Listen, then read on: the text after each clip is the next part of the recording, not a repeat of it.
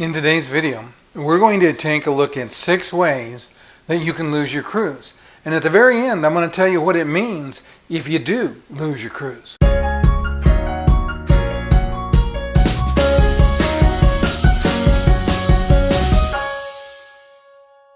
If we're meeting for the first time, my name's Ken Edmonds, and on this channel I share information for those that travel with challenges to help them travel better and avoid the pitfalls.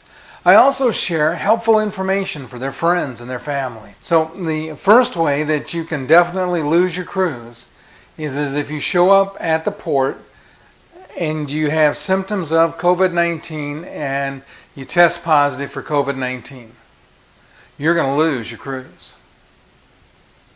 A second way that you can lose your cruise is if you show up with a party of people that you've traveled with and somebody else in that traveling party has COVID-19, you're all going to lose your cruise. The question of the day is, are you willing to travel with those restrictions? Do me a favor, put an answer down below in the comments. Thanks. The third way that you can lose your cruise is even if you're not traveling with somebody, if you've had some time in close proximity to somebody that had COVID-19, you're going to lose your cruise. Fourth way you can lose your cruise is as if you're on board and you refuse to wear the mask or comply with the other guidelines. You're going to lose your cruise. If you like this video, do me a favor. Hit the like button. That way YouTube knows that there's content of value in it and they'll share it with other people. Thanks. The fifth way actually could happen before you get on the ship, because part of the registration process, you have to agree to abide by all the policies associated with the COVID pandemic and the guidelines on board the ship.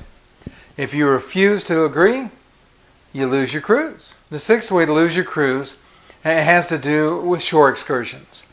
At least initially, the only shore excursions that are going to be authorized are those where you're traveling with people from the ship on the ship's excursions.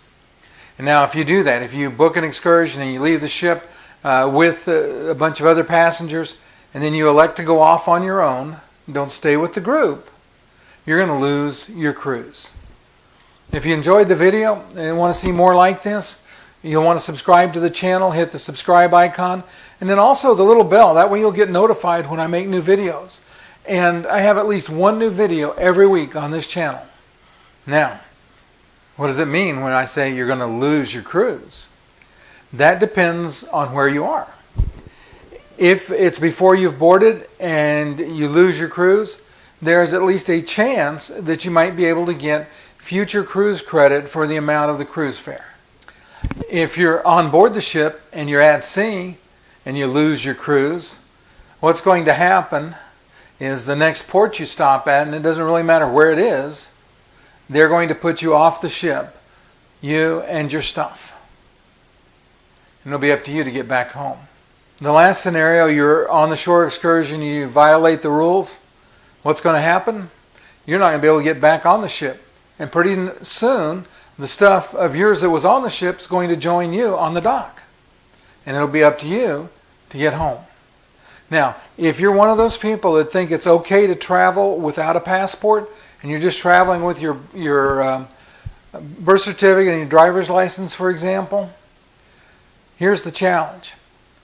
You're not going to be able to fly home from any foreign destination unless you have a passport. So that means you're going to be stuck in your port city until you can get a passport, and then you can make your way back home. And I hope this information was useful to you. I don't want anybody to lose their cruise, so please follow the rules. Coming up in just a second, there's going to be a playlist pop up that's going to have more information about cruising in a COVID environment. You're going to want to watch it. We'll see you next time.